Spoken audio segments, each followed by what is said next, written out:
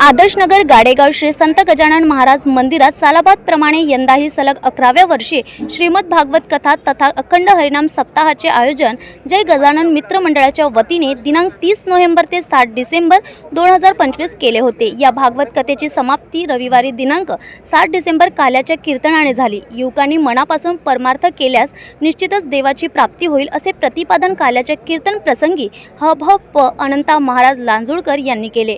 श्रीमद भागवत कथा तथा अखंड हरिनाम सप्ताहात भागवत कथा प्रवक्ते भगवताचार्य हभ अनंत महाराज लांजुळकर यांच्या अमृततुल्य वाणीतून कथन केले। सकाळी 6 ते 7 काकड आरती, 7 ते 8 विष्णू सहस्त्रनाम, दुपारी 12 ते 4 भागवत कथा, सायंकाळी 5 ते 6 हरिपाठ, रात्री 8 ते 10 हरिकीर्तन।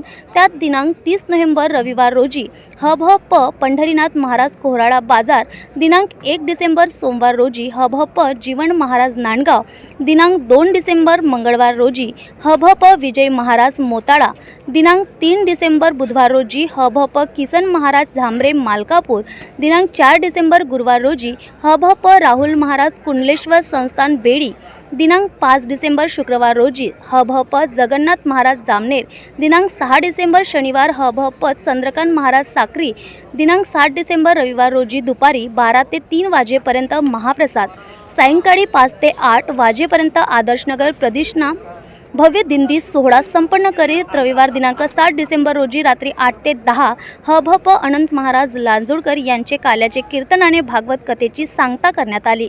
या सांगता सोहळ्यात श्री जगदंबा बालटाडकरी मंडळी, डिघी गायनाचार्य हभ डॉक्टर अमित खर्चे, बबलू खर्चे, मृदुंगाचार्य हभ सुनील महाराज बावस्कर सह शेलगाव बाजार, गांडेगाव, वाकोळी, मोरखेड, दाताळा, तालखेड, पंचक्रोशीतील भजनी मंडळांनी सहभाग घेतला होता। न्यूज एक्सप्रेस करिता अखिल बुलढाणा।